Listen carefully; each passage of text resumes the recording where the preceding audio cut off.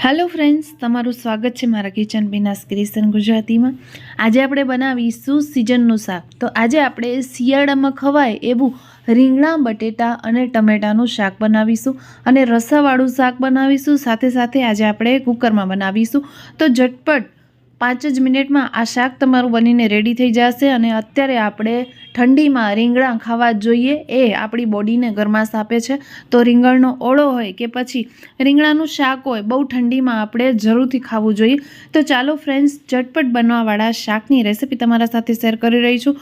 તો જલ્દીથી એક લાઇક કરી દેજો।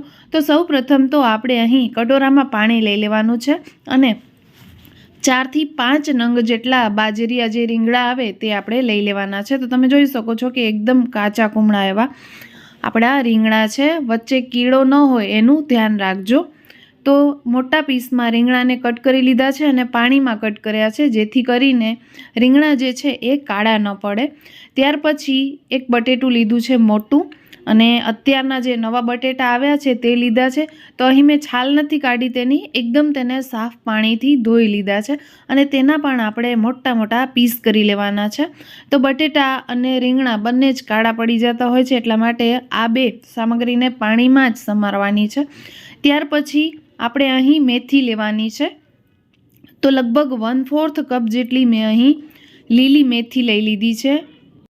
ત્યાર પછી લઈ લેવાનો છે ખાંડણી દસ્તો, અને તેનામાં આપણે ઉમેરી દેવાનું છે 4 થી 5 કળી જેટલું લસણ અને એક નાનો ટુકડો એવો અદરકનો, જેને આપણે કટ કરીને લઈ લઈશું। ત્યાર પછી 2 તીખા લીલા મરચાં લઈ લીધા છે। તમે જો તીખું ન ખાતા હોય તો તમે મોળા મરચાંનો પણ યુઝ કરી શકો છો। હવે આ બધી જ સામગ્રીને આપણે કૂટી લેવાનું છે। જો તમને મરચાં કૂટીને ન એડ કરવા હોય તો તમે સમારીને પણ શાકમાં એડ કરી શકો છો।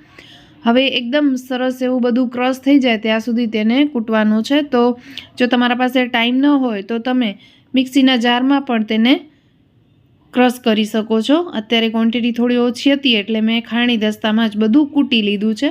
હવે આપણે શાકનું વઘાર કરીશું। તો આજે આપણે કુકરમાં શાક બનાવી રહ્યા છીએ। તો કુકર લઈ લીધું છે ગેસ ઉપર, અને તેનામાં મેં 3 મોટી ચમચી જેટલો તેલ લઈ લીધો છે।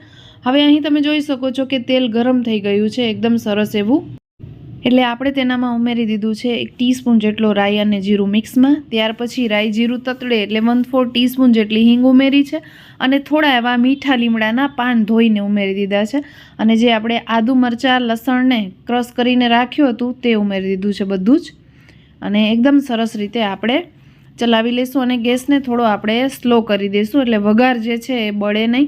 હવે આપણે રીંગણા બટેટા અને મેથી જે સાથે આપણે સમારીને રાખ્યા હતા એ ઉમેરી દેવાના છે। ત્યાર પછી અહીં આપણે વટાણા લઈ લેવાના છે। તો લગભગ 1 વાટકી જેટલા મેં અહીં વટાણા લીધા છે। તમને ઓછા પસંદ હોય તો ઓછા ઉમેરજો, વધુ પસંદ હોય તો ઓછા વધુ કંઈ પણ તમે બેલેન્સ કરી શકો છો। અહીં મેં 1 વાટકી જેટલા ઉમેરી દીધા છે, અને આ જે શાક છે એ 4 થી 5 જણાને પીરસી શકો છો। તો અહીં આપણે ચમચાની મદદથી બધું જ સરસ એવું મિક્સ કરી લેવાનું છે, અને ત્યાર પછી આપણે અહીં મસાલા ઉમેરીશું। તો આ જે શાક છે એ ઝટપટ આપણે બનાવવાના છીએ, એટલે ફટાફટ આપણે બધું જ ઉમેરી દેવાનું છે। તો અડધી ચમચી હળદર, 1 ચમચી જેટલો કાશ્મીરી લાલ મરચું, 5 ચમચી જેટલું આપણે અહીં ગરમ મસાલો ઉમેર્યો છે, અને 1 ચમચી જેટલું આપણે ઉમેર્યું છે ધાણાનું પાવડર, અને ત્યાર પછી આપણે સ્વાદ પ્રમાણે મીઠું ઉમેરી દીધું છે। તો અહીં મેં મીઠું હાથથી ઉમેર્યું છે, તમે સ્વાદ પ્રમાણે મીઠું ઉમેરી દેજો શાકમાં।